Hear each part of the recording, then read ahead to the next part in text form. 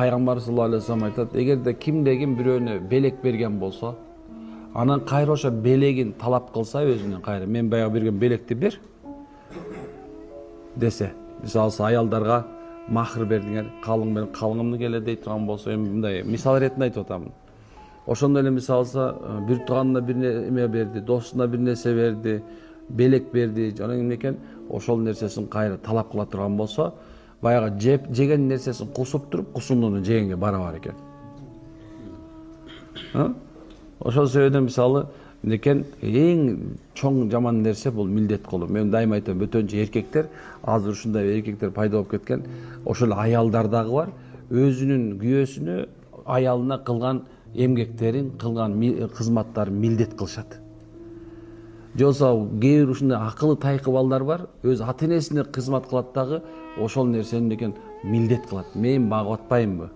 Мен кылып атпаймынбы? Болбосо субханалла, эмнекен Алла Таала бириникин бирине мойнуна илип койгон. Мисалы, эркек үчүн аялдын нафакасы эркектин мойнунда. Эгер ата-энеси алсыздыкта, Куранда айткандай, аларга күч кубат берип, ана алсыздыкка түшүп, алсыздыгынан жок кылабыз атпайбы?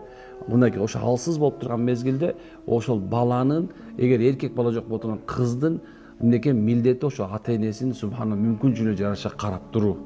Бул ужамда айткан бирибизге байланган нерсе да. Эми Алла Таала бекер айткан, Алла да юкаллимуллах, Алла кыямат күнү алар менен сүйлөшпөйт дейт.